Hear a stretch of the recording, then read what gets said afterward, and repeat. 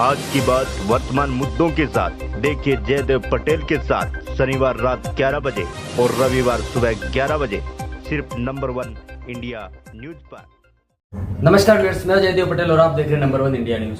आज की बात वर्तमान मुद्दों के साथ के इस खास कार्यक्रम में आज हम बात करेंगे उत्तर प्रदेश पुलिस भर्ती परीक्षा का एक बार फिर से ऐलान किया गया है जो कैंसिल होने के बाद में। ऐसे में उत्तर प्रदेश पुलिस भर्ती बोर्ड की तरफ से क्या कुछ खास तैयारियां की गई है, किस तरीके के प्रिकॉशन लिए गए हैं, इन तमाम मुद्दों पर बात करने के लिए हमारे साथ खास सामान है उत्तर प्रदेश पुलिस भर्ती बोर्ड के महानिदेशक डीजी राजीव कृष्ण। राजीव कृष्ण जी, आपका बहुत बहुत स्वागत आज हमारे प्रोग्राम में। जी धन्यवाद।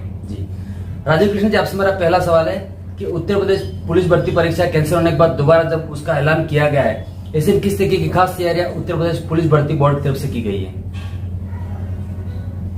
जी, सबसे पहले मैं आपको बताना चाहूंगा कि उत्तर प्रदेश पुलिस में आरक्षी सिविल पुलिस के 60,244 पदों के लिए जो नई तिथियों का ऐलान किया गया है वे हैं 23, 24, 25 अगस्त और 30 और 31 अगस्त।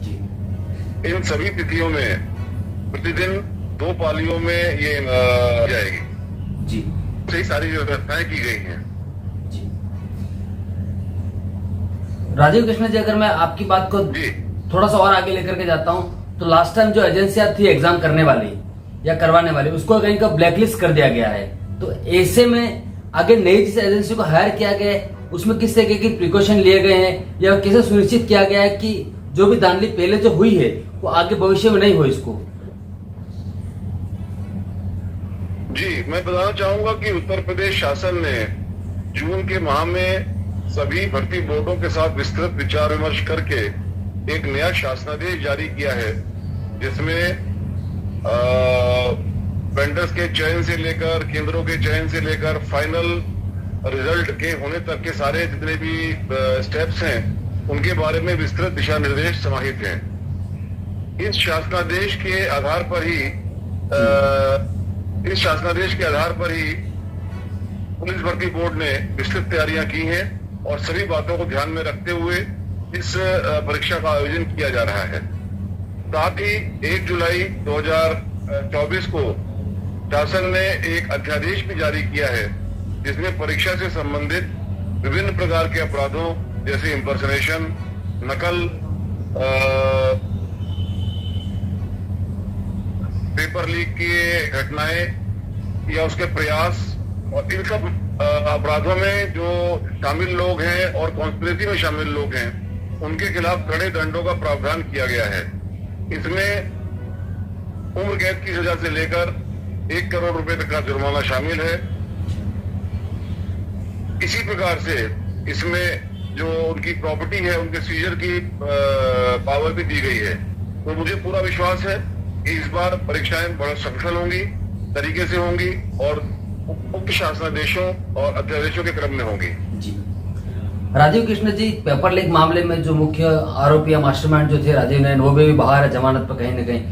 ऐसे में परीक्षा को और ज्यादा कहीं के सिक्योर करने के लिए किस कदम आपकी तरफ से उठाए गए हैं ताकि परीक्षा में आगे आने वाले समय में और कुछ धांधली नहीं और इस लोगों को किस तरीके से मॉनिटर की जा रही है ऐसे लोगों को?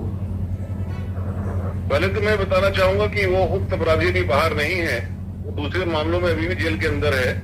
और इस बार पिछले 6-7 सालों में जो भी अपराधी, परीक्षा से संबंधित अपराधी जिन्होंने अपराध किया हो, उन सबकी विशेष रूप से निगरानी रखने के लिए निर्देश दिए गए हैं। सभी जिलों में उनकी सूचनाएं भेजी गई हैं। एक विशेष अभियान चलाकर अगले 25 दिनों में ऐसे सभी अपराधियों पर विशेष निगरानी रखी जाएगी और किसी भी प्रकार का कोई भी ऐसा प्रयास जिससे कि परीक्षा की शुचिता प्रभावित होती हो उसके खिलाफ कड़ी कार्रवाई की जाएगी।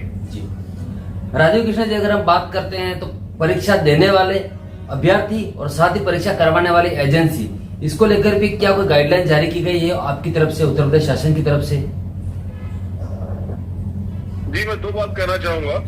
एक तो शासन की तरफ से एक बड़ी सुविधा दी गई है जिसमें जो परीक्षार्थी हैं वे अपने गृह जनपद से जो उनको जिला आवंटित होता है वहां तक आने के लिए और वापस जाने के लिए उनको बस यात्रा की निःशुल्क सुविधा प्रदान की गई है। इसके लिए वे अपने एडमिट कार्ड की 2 अतिरिक्त प्रतियां निकालकर उसको टिकट की तरह से इस्तेमाल कर सकते हैं। साथ ही मैं सभी अभ्यर्थियों को से ये अपील करना चाहूंगा कि वे अपनी परीक्षा पर फोकस करें, उस पर ध्यान दें।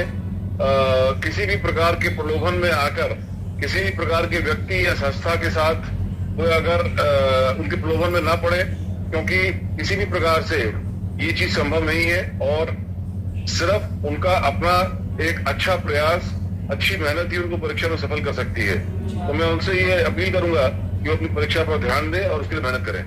जी राजीव कृष्ण जी, अगर हम बात करते हैं सेंटर की, तो सेंटर में जो अभ्यर्थी परीक्षा लेने आएंगे उसको पुख्ता तरीके से क्रॉस चेक किया जाए, वेरीफाई किया जाए, इसको लेकर किस तरीके के एहतियाती कदम आप लोगों की तरफ से उठाए जाएंगे? जी, इस बार जैसे मैंने आपको बताया कि जो शासनादेश है जून महीने का, उसमें इस बिंदु पर भी विस्तृत दिशा निर्देश है। उसी के तहत हम लोगों ने सेंटर का चयन किया है। जी राजीव कृष्ण जी, आपसे मेरा एक आखिरी सवाल है कि उत्तर प्रदेश पुलिस भर्ती परीक्षा में देने के लिए जो आने वाले अभ्यर्थी हैं, उनका आप हमारे माध्यम से क्या कुछ मैसेज देना चाहेंगे जिससे कि और ज्यादा सारी चीजें सुगम और सरलता से सारी चीजों को निपटाया जा सके?